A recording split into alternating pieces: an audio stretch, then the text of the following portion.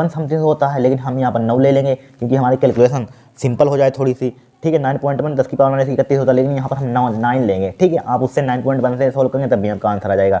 ठीक है, अब देखिए यहाँ पर इसको काटिए, इसको काटिए, इसको काटिए। देखिए यहाँ पर आ जाएगा 1.916, इसको काटिए, 9 दूनी 18, 9 तेईस 27, 9 दूनी 18, 9 दूनी 18 हो जाएगा, 9 इक्का 9 होगा यहाँ पर, 9 इक्का 9। ठीक है, 9 इक्का 9 होगा यहाँ पर। ठीक है, ठीक है, पॉइंट यहाँ पर कितना है, यहाँ पर 0 पॉइंट लिख देंगे। जब इसकी मल्टीप्लाई करेंगे यहाँ पर देखिए यहाँ पर 0 पॉइंट। ठीक है, या आपको समझ में नहीं आए तो यहाँ पर पॉइंट बैठा लीजिए 0। लेकिन 9 इक्का 9 होगा, यहाँ पर कितने बचे, पॉइंट हटा यहाँ पर, तो यहाँ पर 16, 9 इक्का 9 कितने बच गए, यहाँ पर 9 6 15 7 बच गए। ठीक है, फिर पॉइंट लगाया, यहाँ पर क्या लगाया, पॉइंट लगाया, कितने हो गए यहाँ पर 70 हो गए। 9 8 72, 70 9 8 72 होता है, 9 7 63 होता है, 9 7 63, फिर कितना बच गया हमारे पास 63 और 7 बच गए, फिर 70 हो गए, 9 7 63, फिर पुनः आ जाएगा। ठीक है, डिवाइड बाय ऊपर लिखा हुआ 10 की पावर माइनस के 19। ठीक, कैलकुलेशन आप किसी टाइप से कर सकते हैं, कैलकुलेशन आप पर डिपेंड करते हैं किस टाइप से करना चाहते हैं। 10 की पावर माइनस का 31 बचा यहाँ पर। अब देखिए यहाँ पर बराबर 1.77 गुणा 10 की पावर माइनस का 19 बचा। अब यहाँ पर देखिए, यहाँ पर एक प्लस के 1 पावर होगी, क्या बचेगा, 10 की पावर माइनस का 30 बचेगा, उसको ऊपर ले जाइए, क्या हो जाएगा 1.77 मल्टीप्लाई 10 की पावर माइनस के 19, 10 की पावर प्लस का 30 हो जाएगा। घटाइए, यहाँ पर कितना बचेगा 1.77 गुणा 10 की पावर 30 में से 19 का कितना बचेगा यहाँ पर 11, 10 की पावर 11।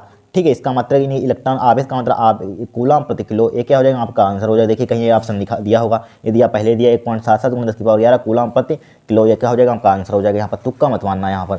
ठीक है, फिर देखिए विद्युत क्षेत्र ई में पी वेक्टर आघूर्ण वाला विद्युत द्विध्रुव लगने वाला बालाघूर्ण है। वेरी इंपॉर्टेंट क्वेश्चन है, ध्यान रखना, इस टाइप से क्वेश्चन आएगा जरूर एग्जाम में, हर साल आता है।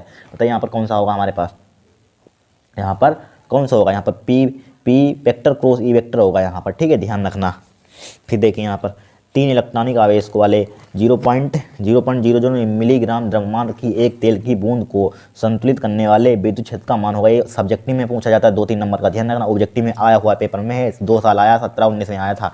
ठीक है, तो कुछ नहीं, इसको सिंप्लीफाई कर लेंगे हम यहाँ पर, क्या कर लेंगे, इसको हम सिंप्लीफाई कर लेंगे। तो देखिए यहाँ पर सिंप्लीफाई कर लेते हैं, क्या दिया है यहाँ पर 3 इलेक्ट्रॉनिक आवेश, क्या है यहाँ पर 3 इलेक्ट्रॉनिक आवेश है यहाँ पर। ठीक है, आवेश वाले 0.01 मिलीग्राम द्रव्यमान की एक तेल बूंद को संतुलित करने वाले विद्युत क्षेत्र का मान होगा। क्या विद्युत क्षेत्र का मान होगा यहाँ पर बताना है, यहाँ पर क्या बताना है, विद्युत क्षेत्र का मान होगा यहाँ पर।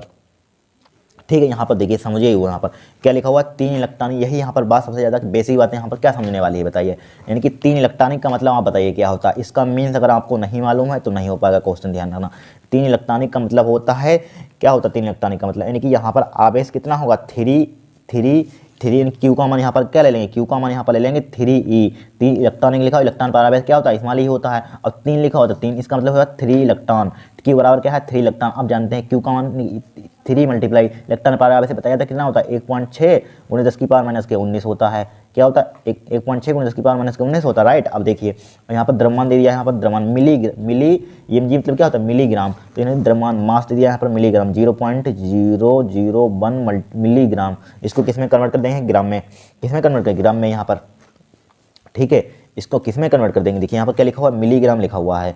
ठीक है, तो इसको ग्राम से हम किस में यहाँ पर मिलीग्राम से हम ग्राम में कन्वर्ट करना चाहते हैं, तो किससे मल्टीप्लाई कर देंगे यहाँ पर हम बताइए, यहाँ पर मल्टीप्लाई कर देंगे 0.001 गुणा 10 की पावर 6 से मल्टीप्लाई कर देंगे, क्या आ जाएगा हमारे पास ग्राम में आ जाएगा। ठीक है, ग्राम में आ गया। अब देखिए और हमें कुछ दिया है यहाँ पर, और कुछ नहीं दिया है। अब यहाँ पर क्या लिखा है संतुलित करने पर, तो संतुलन अवस्था में एक फार्मूला हमारे पास डायरेक्टली होता है, Q बराबर होता है हमारे पास क्यू ई बराबर क्या होता है mg के होता है। हमें निकालने के हैं पर विद्युत क्षेत्र का मान निकालना है, क्या निकालना है विद्युत क्षेत्र का मान, तो E का मान निकाल लीजिए। E बराबर क्या आ जाएगा यहाँ पर mg/q हो जाएगा यहाँ पर। m का मान यहाँ पर कितना दिया है, इलेक्ट्रॉन का आवेश दे दिया है 0.001 मल्टीप्लाई 10⁶, ठीक है। अब g का मान यहाँ पर क्या ले लेंगे, 10 ले लेंगे, 10 लेंगे। वैसे 9.8 होता है, अगर दिया हो तो 9.8 रखते हैं, कुछ नहीं दिया हो तो 10 रख लेते हैं, जैसे कि हमारी कैलकुलेशन सिंपल हो जाएगी। q का मान कितना दिया, 3 मल्टीप्लाई 1.6 गुणे 10⁻−19 लिख लिया, -19 लिख लिया। अब बोले इसकी कैलकुलेशन कीजिए, आप नहीं कैलकुलेशन कर पाएंगे, कर लेंगे आराम से। तो ई का मान यहाँ पर जब कैलकुलेशन इसकी करेंगे हम, इसकी कैलकुलेशन जब करेंगे आप करना इसकी कैलकुलेशन, ठीक है। तो 2.04 आएगा इसकी कैलकुलेशन करेंगे, गुणे 10 की पावर क्या आ जाएगा, 10 आ जाएगा, वोल्ट प्रति मीटर आ जाएगा यहाँ पर, ठीक है। कैलकुलेशन करना इतनी आ जाएगी 2.04 गुणे 10 की पावर 10 वोल्ट प्रति मीटर। देखिए दिया हुआ कहीं वहाँ पर दिया हुआ, ये दिया हुआ है, ठीक है। आप कैलकुलेशन करना इतना ही आएगा। फिर देखिए यहाँ पर चांदी का परावैद्युतांक होता है, वेरी इंपॉर्टेंट है, 2023 में क्वेश्चन पूछा जाएगा, चांदी का परावैद्युतांक बताइए कितना होता है। नया क्वेश्चन पूछा जाए लेकिन वेरी इंपॉर्टेंट है, चांदी का परावैद्युतांक क्या होता है बताइए यहाँ पर। चौथे का हमेशा ध्यान रखना, अनंत होता है, इनफाइनाइट होता है, ठीक है। अब यहाँ पर क्या हो जाएगा, डी हो जाएगा यहाँ पर, ठीक है, डी। फिर देखिए यहाँ पर देखिए, एक समान विद्युत क्षेत्र में ई में रखे गए विद्युत द्विध्रुव को आघूर्ण पी वाले विद्युत द्विध्रुव को 90 डिग्री कोण से घुमाने में कृत कार्य है, कार्य निकालना है यहाँ पर हमें।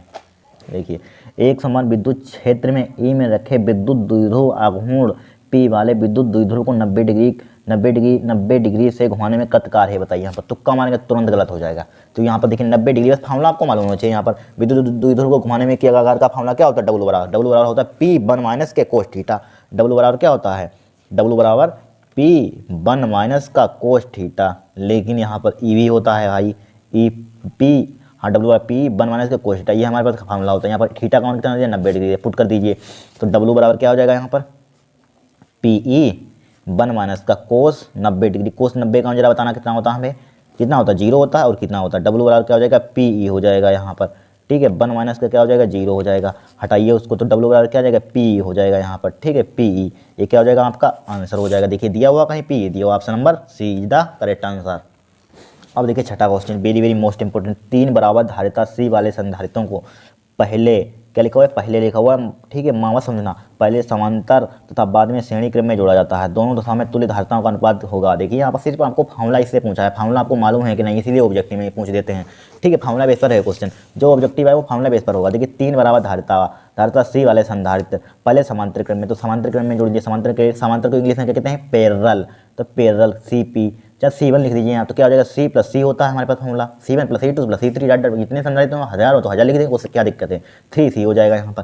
फिर समांतर तथा बाद में श्रेणी क्रम में, बाद में सीरीज में लगा दिया, सीरीज नहीं C, यस इस पर सीरीज नहीं, इंग्लिश में सीरीज कहते हैं। तो क्या होता है सीरीज में 1/C, तीनों को सीरीज कर दिया, उल्टा कर दीजिए, उल्टा कर देते हैं और क्या कर देते हैं 1/C हो जाएगा। सीरीज क्या हो जाएगा यहाँ पर, एलसीएम कितना आ जाएगा, C आ जाएगा, 1 + का 1 हो जाएगा, ठीक है। सीरीज 1 कितना आ जाएगा, 3/C हो जाएगा यहाँ पर। जस्ट इसका चाहें इसको रुक जाइए, ये फार्मूला हमारे पास 1/, में होता है, ठीक है, ध्यान रखना 1/, ठीक है, 1/, में तो होता है यहाँ पर 1/C इतना होता है। इसको उल्टा कर दीजिए, तो सीरीज बराबर क्या हो जाएगा, C/3 हो जाएगा। अब राइट है यहाँ पर क्या हो जाएगा, C/3 हो जाएगा यहाँ पर, हो गया C/3, कोई दिक्कत नहीं है। अब देखिए क्या करेंगे यहाँ पर हम, ठीक है। अब देखिए इसमें क्या पूछा है, दशा में तुल्य धारिताओं का अनुपात है। तो CP यानी कि पैरेलल में और सीरीज में, इसका हमें रेशियो पूछा गया। पैरेलल में कितना निकाला था, 3C निकाला था, सीरीज में कितना निकाला हमने, C/3 निकाला।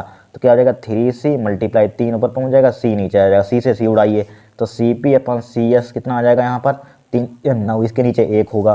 तो CP रेशियो CC का रेशियो कितना आ जाएगा, 9:1 आ जाएगा यहाँ पर, कितना आ जाएगा 9:1। ये क्या हो जाएगा आपका आंसर आ जाएगा। देखिए 9:1 कहीं बन दिया हुआ है, दिया हुआ है, बस हो गया काम। फिर देखिए विशिष्ट प्रतिरोध का मात्रक है यहाँ पर, विशिष्ट प्रतिरोध का मात्रक, इसके लिए डायरेक्टली हमको फार्मूला मालूम होना चाहिए, ठीक है।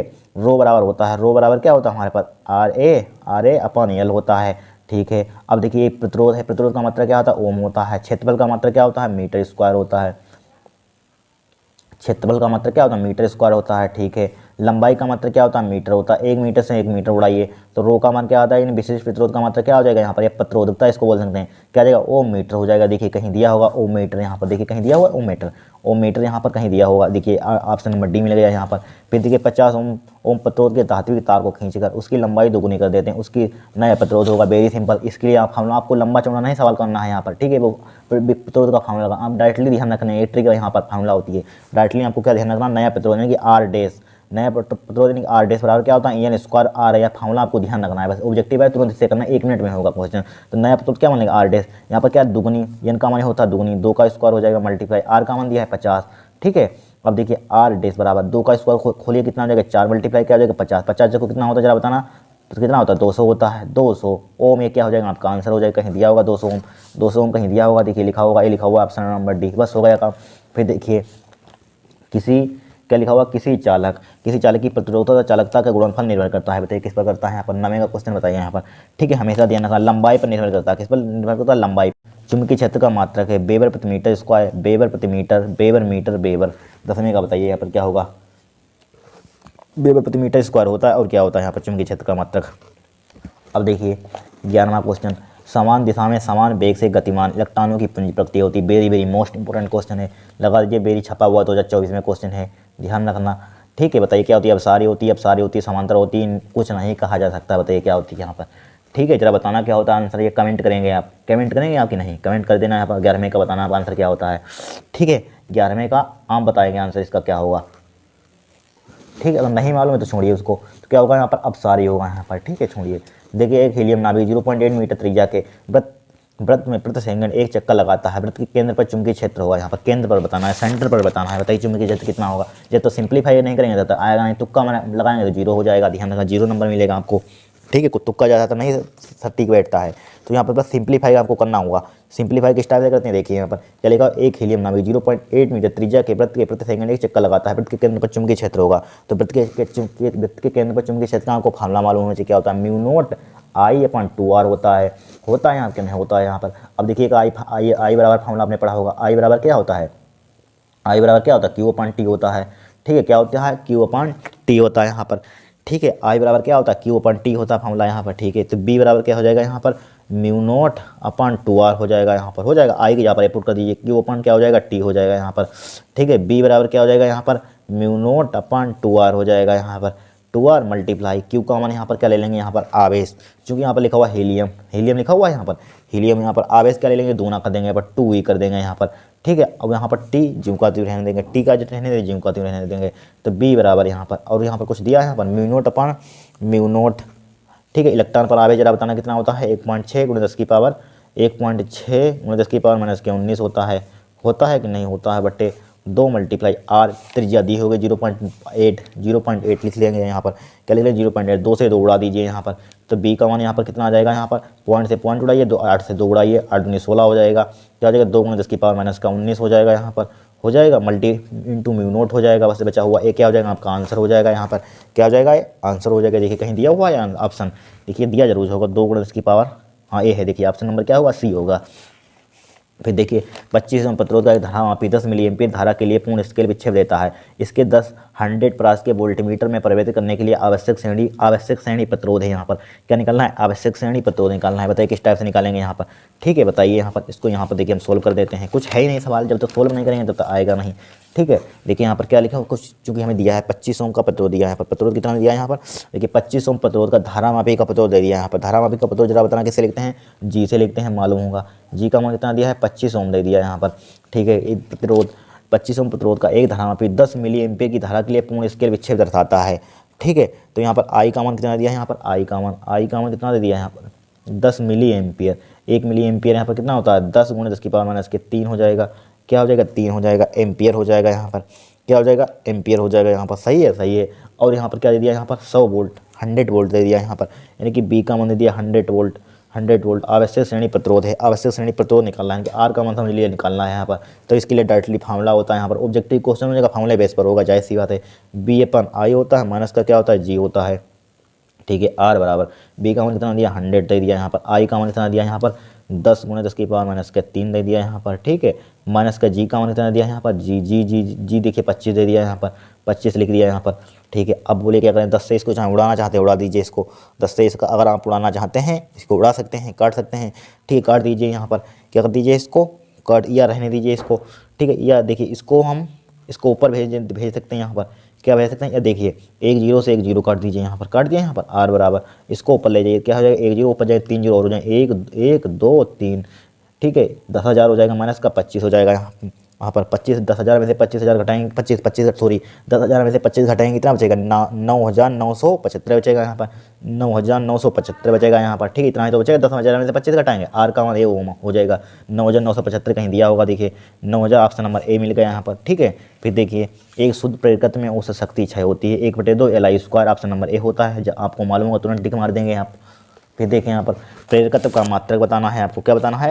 प्रेरकत्व का मात्रक जरा बताना क्या होता है प्रेरकत्व का मात्रक यहाँ पर, ठीक है, बताइए। देखिए क्या होता है, हम ये बता देते हैं, देखिए तुरंत आपको निकाल कर दिखा देते हैं, कभी ज़िंदगी में भूलेंगे नहीं। देखिए प्रेरकत्व का एक फार्मूला हमारे पास ई बराबर होता है फार्मूला, L/di/dt, समझ लिए होता है फार्मूला, di/dt होता है फार्मूला हमारे पास, होता है, ठीक है। अब हमें निकालना किसका है? प्रेरकत्व। इसको इधर मल्टीप्लाई कर दीजिए, ये उल्टे हो जाएंगे, dt ऊपर पहुंच जाएगा, di नीचे आ जाएगा, यहाँ पर आ जाएगा बराबर क्या हो जाएगा? L हो जाएगा। अब जरा बताना हमें क्या बताना है यहाँ पर, इसका विद्युत वाहक वाले बोल्ट, विद्युत वाहक वाले विभवांतर का मात्रक क्या? वोल्ट ले लेंगे यहाँ पर, ठीक है। dt का मात्रक क्या होता है? सेकंड, ठीक है, सेकंड, ठीक है। मल्टीप्लाई है यहाँ पर, डेज का मतलब समझ, इसको इस टाइप से लगा देते हैं सेकंड। और धारा का मतलब क्या होता है? एम्पियर। इसका मात्रक हो जाए, एक मात्रक ये होता है वोल्ट, कभी कभी ऑप्शन में आ जाए वोल्ट सेकंड प्रति एम्पियर, ये कभी कभी लिखा होगा, देख लेना यहाँ पर, ठीक है। कभी कभी आपको पेपर में इस टाइप से लिखा मिल सकता है, अगर इस टाइप से नहीं लिखा मिलेगा, एक ओम का नियम पढ़ा होगा, आर बराबर क्या होता है? B/I होता है, ठीक है। बी का मात्रक क्या होता है?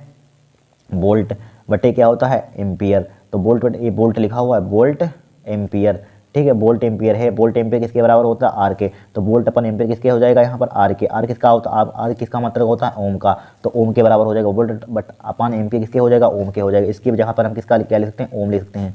तो यहाँ पर प्रेरकत्व का मात्रक क्या हो जाएगा यहाँ पर? क्या हो जाएगा यहाँ पर? ओम सेकंड हो जाएगा यहाँ पर। देखिए ओम सेकंड कहीं दिया है, ओम सेकंड, देखिए ऑप्शन नंबर ए मिल गया यहाँ पर, ओम सेकंड, ठीक है। इस टाइप से मास्टर खंड कर सकते हैं, कोई कठिन है कुछ नहीं है। फिर देखिए विद्युत धारा की दिशा का पता चलता है, बताइए किससे पता चलता है? विद्युत धारा की दिशा का पता चलता है यहाँ पर 16वें का बताइए यहाँ पर। देखिए चल लेंज द्वारा, लेंज के नियम द्वारा पता चलता है, फ्लेमिंग के बाएं हाथ के नियम द्वारा, बायो-सेवर्ट के नियम द्वारा यहाँ पर, ठीक है। बताइए विद्युत धारा की दिशा का पता चलता है लेंज के द्वारा, लेंज के नियम के द्वारा। फिर देखिए यहाँ पर एक कुंडली के सिरों के बीच 40 वोल्ट की प्रत्यावर्ती वोल्टेज लगाने पर इसमें 80 मिली एम्पीयर की धारा प्रवाहित होती है। कुंडली में प्रेरण प्रतिघात यहाँ पर, प्रेरण प्रतिघात यहाँ पर निकालनी है। बताइए यहाँ पर प्रेरण प्रतिघात का फार्मूला क्या होता है? ठीक है, प्रेरण प्रतिघात यानी कि एक सेल बराबर क्या होता है? ओमेगा होता है, ठीक है। एक सी बराबर 1/, में ओमेगा सी, एक सेल बराबर क्या होता है? ओमेगा एल होता है यहाँ पर, ठीक है, ठीक है। एक सेल बराबर ओमेगा होता है, लेकिन यहाँ पर उस फार्मूले का कोई यूज ही नहीं है। एक सोलर ओमेगा, एक सी बराबर 1/, ओमेगा सी होता है, लेकिन यहाँ पर वो वाला फार्मूला लगाइए, बी बराबर एक फार्मूला लगाइए, बी बराबर क्या होता है? आई एक्सएल होता है, ठीक है, आई एक्सएल ले लेंगे यहाँ पर, ठीक है। यहाँ पर बी बराबर क्या ले लेंगे? आई एक्सएल ले लेंगे, ठीक है। हमें एक्सएल का मान निकालना है, एक्सएल बराबर क्या हो जाएगा यहाँ पर? B/I हो जाएगा, ठीक है। बी का मान यहाँ पर देखिए कितना दिया है, यहाँ पर विभवांतर 40 दे दिया है, यहाँ पर कितना दिया है? 40, ठीक है। अब वाई कितनी दी है? 80 मिली एम्पियर। इसको किसी में कन्वर्ट कर देंगे एम्पियर में, 80 गुना कितना हो जाएगा? 10⁻³ हो जाएगा। एक जीरो से एक जीरो उड़ा दीजिए, ठीक है, एक जीरो से एक जीरो उड़ा दीजिए, 4 हो जाएगा, 4 दूनी 8 हो जाएगा। तो यहाँ पर क्या बचेगा? एक CL बराबर 1/2 बचेगा यहाँ पर, मल्टीप्लाई 10⁻³ ऊपर ले जाइए, क्या हो जाएगा? 0.5 हो जाएगा, गुना 10⁻, क्या हो जाएगा यहाँ पर? 3 हो जाएगा, ठीक है। इसको लिख सकते हैं हम, क्या लिख सकते हैं? 5 हटे एक नीचे जीरो बढ़ाइए, एक जीरो इससे काटिए, क्या हो जाएगा यहाँ पर? 500 बचेगा, 500 ओम आ जाएगा आपका आंसर। 500 ओम देखिए यहाँ पर कहीं दिया होगा 500 ओम, ठीक है। क्या हो जाएगा आपका ऑप्शन में। फिर देखिए ट्रांसफार्मर में संभव नहीं है, बताइए क्या संभव नहीं है यहाँ पर? 19वें का ट्रांसफार्मर में संभव नहीं है, बताइए ट्रांसफार्मर में क्या संभव नहीं है? 18वें का क्या होगा? बी होगा, दिष्ट धारा। हमेशा ध्यान रखना कि दिष्ट धारा यहाँ पर, ठीक है, ध्यान रखना, इंपॉर्टेंट क्वेश्चन है। फिर देखिए विद्युत चुंबकीय तरंग के विद्युत एवं चुंबकीय क्षेत्र के सतह के कलांतर होता है π/2, हमेशा ध्यान 90 डिग्री होता है, ठीक है। फिर देखिए 20वां क्वेश्चन यहाँ पर, 20वां देखिए यहाँ पर, विद्युत चुंबकीय विकिरण के स्पेक्ट्रम में अवरक्त विकिरण का आवर्ती परास है, बताइए कितना होगा यहाँ पर? ठीक है, कितना होगा यहाँ पर? बी वाला लगा दिया, ठीक, 3 × 10⁻12 माइनस के 3 × 10⁻4 14 हर्ट्ज होता है यहाँ पर, ठीक है। नन ऑफ दीजिए, मतलब इनमें से कोई, इसका मतलब क्या? इनमें से कोई नहीं।